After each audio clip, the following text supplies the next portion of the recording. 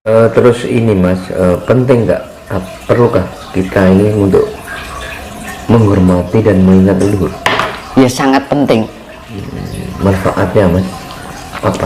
Karena leluhur itu ada suatu adat istiadat ajaran yang lebih tertanam yang sifatnya budi pekerti, ya kan? Karena leluhur dewi itu, leluhur kita itu menjadi pedoman untuk kehidupan kita di dalam kehidupan sekarang ini. Karena leluhur kita itu sifatnya lebih murni, lebih polos, ya, lebih natural, dan sifatnya memberikan arah yang untuk menuju hal yang sifatnya lebih sempurna. Tapi makin kesini kan perjalanan kehidupan, rota kehidupan semakin tidak genah kan, semakin kacau kan gitu. Nah, kita butuh arahan. Arahannya apa? Ibarat kita itu melihat leluhur itu ibarat kita bercermin, flashback gitu loh. Leluhur itu dulu bagaimana dan saya sekarang bagaimana kehidupan di sekarang ini. Kenyataannya apa? Orang banyak yang memaki-maki zaman kerajaan lebih buruk, ya kan? Tapi pada kenyataannya di sini malah banyak yang lebih hina kan, ngono. Ibaratnya akhlak wis ora dienggo kan. Iya.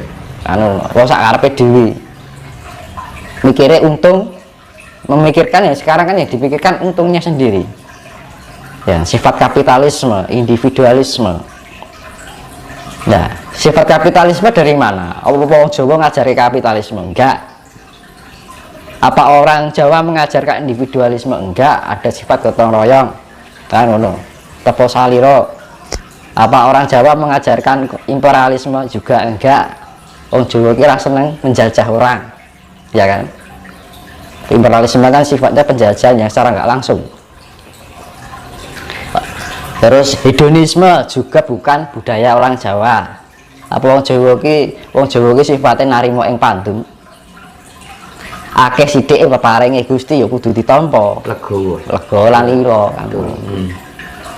Terus ini Mas, terkait dengan menghormati dan mengingat leluhur, langkah-langkah apa yang harus dilakukan, yang harus kita praktekkan setiap hari untuk bisa menghormati leluhur? Prakteknya seperti apa Mas? Pertama pada orang tua kita dulu, ya kan? Kalau kita ingin berjalan ke leluhur, hormati orang tua dulu. Kedua, simbah. Sampai terus mbuh itu yang kalau kita nggak tahu namanya, is pokoknya leluhur yang kabeh istilahnya kalau nyon pangestunipun dumateng sedaya yang kawula. Nanti akan terarah dengan sendirinya. Itu ya namanya leluhur. Wong tua kae dhewe iki ya leluhur. Makanya dibilang orang tua kita adalah surga kita, ya kan? Bisa nggak kita menghadirkan arwah leluhur meskipun dalam mimpi? Kuncinya ketulusan. Misalkan gini,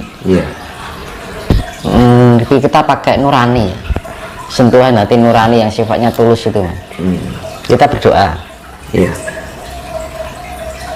Jadi orang duwe rasa ketulusan itu sifatnya kan ora pamrih, Mas. Karena rumangsa iki aku putune simbah, gampangane kan sifat kasih. Mbah, aku mbok pengen di zaman jenengan niku sejatine pripun kula kok diparing ana pituntunan supados putu jenengan niku saged nglampahi gesang menika ingkang sae dalam arti biar kita bisa menjalankan kehidupan ini dengan baik kan itu. Nah, itu nanti akan terarah. Wis diucap di dalam doa. Misalnya di dalam doa itu kan sembah sungkem kawula dumateng sedaya para pinesepuh kawula, para leluhur kawula mugi tansah pinaringana pangestu dumateng sedaya lampah lan gesang kawula, dalam arti mohon tuntunan arahan dari semua leluhur biar apa yang kita jalani itu dapat berjalan dengan sesuai dengan arah yang menuju sifatnya kebaikan kan. Jadi di dalam doa entah itu leluhur kita siapa, pokoknya kita berpikirnya lebih, ucapannya lebih sifatnya universal, global gitu Mas. Jadi buki leluhur sapa pokoknya dicap ngono. Nanti dengan sendirinya akan terarah, tapi dengan kunci ini itu tadi, hati ini kudu tulus, ya kan? Kita benar-benar bahwa kita manembah karo yang simbah-simbahi kan. Nanti kalau wis iso ngeling-elingi karo simbah-simbahi kula urip iki kepenak Mas. Ora gampang cemas, ora gampang kuatir kan ngono. Enake bejo ya. Walaupun bejo itu tidak harus banyak loh Mas. Iya, Dalam kesederhanaan kita memandangnya tidak high. Kita memandangnya ya wong Jawa iki sifatnya narimo ing pantu. Agak sithik ya peparingane Gusti kan. Sing penting ana usaha kan. Berarti kan wong Jawa kan ora sifatnya orang ngongso. Tidak ambisi loh sifatnya. Orang Jawa kan bukan ambisius sifatnya. Nah, bedanya itu yang Lemurian ini sifatnya tidak ambisius, Atlantis sifatnya ambisius. Bedanya seperti dunia barat dengan negara barat dengan negara timur. Nah, karena negara timur itu sudah terkontaminasi dengan budaya barat, karena sifatnya imperialisme tadi, penjajahan yang secara nggak langsung. Ada penjajahan itu sifatnya ada non fisik dan fisik. Non fisik secara mungkin kepercayaan, gitu, Mas. Akhirnya membatasi kecerdasan itu untuk dibatasi untuk ke arah pada hal yang sifatnya pembodohan. Yang seharusnya dapat berpikir secara universal, akhirnya hanya dibatasi dengan sebuah ayat. Contohnya ngono loh Mas. Iya toh? Iya Mas. Ditakut-takuti neraka, diiming-imingi surga, diancam neraka. Akhirnya membatasi pikiran yang sifatnya harus dapat melangkahkan kita pada pikiran yang lebih rasional. Betul Mas. Akui saya lah. Dampaknya sampai sekarang ini, ya kan, Mas? Kesalahan yang selalu dipelihara akhirnya menjadi kebenaran, gitu Mas, gitu. Dianggap kepercayaan ini modalnya apa? Modal percaya lagi, elek ngono. Nah, makanya kita lebih meningkatkan intuisi kita, lebih meningkatkan tingkat kecerdasan IQ kita, SQ kita, dan EQ kita, biar kita tidak terus menerus masuk pada cerobong bodohan ini. Harus kita untuk menjadi membangkitkan Nusantara ini, kita harus lepas dari pembodohan ini. Selama kita masih terbelenggu dalam ke dunia kebodohan ini, ya nonsen akan terjadi perubahan, peradaban baru yang sifatnya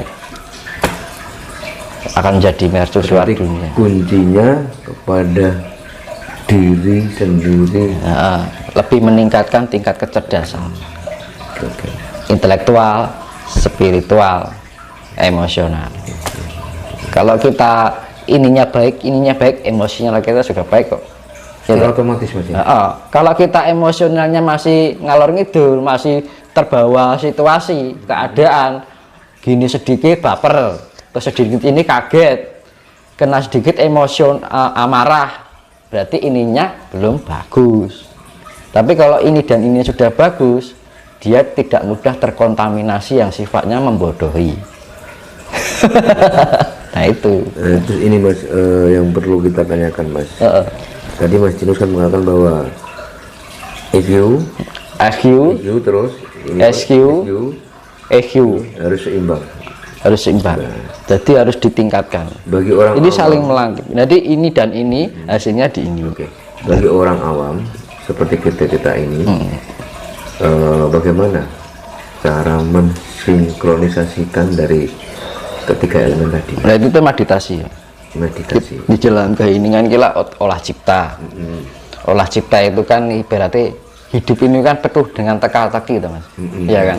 Olah cipta kita ini ngotak-ngatik kan gitu. Kita mencari titik yang pas dan lebih logika rasional. Kayak ilmu statistik loh, logika matematika kan wong barat kan dominan ke ininya kan, tapi ininya kan lemah, Iya kan, nek wong Jawa kuat iki lemah kan, gitu kualik-walikane ngono Mas. Ya toh? Orang barat kan lebih dominan ininya, sing cerdas ning ikine lemah kan ngono. Secara spiritualnya. Nek mungkin spiritual iki nek ini sing lemah. Nah, antara ini dan ini harus seimbang. Kalau ada keseimbangan, nanti ibarat rel kereta api itu walaupun berbeda tempat tapi selalu memberikan jalan yang sama, gitu loh, ya kan? Nah, kalau sudah menerapkan di dalam kesamaan itu akan terarah. Akhirnya apa? Terus ada keseimbangan di dalam emosional. Jadi namanya kecerdasan dan kesadaran, ya kan? Ada dua, kecerdasan dan kesadaran. Kita mempunyai kecerdasan juga harus mempunyai kesadaran. Iya. Di sini kecerdasan spiritual, di sini juga mempunyai kecerdasan juga harus mempunyai kesadaran. Perilaku juga yang namanya karsa gitu. Punyai kecerdasan emosional juga mempunyai kesadaran emosional. Benar-benar kita sadar kalau apa yang kita lakukan ini salah atau benar. Ngono bahas ini. Iya, iya.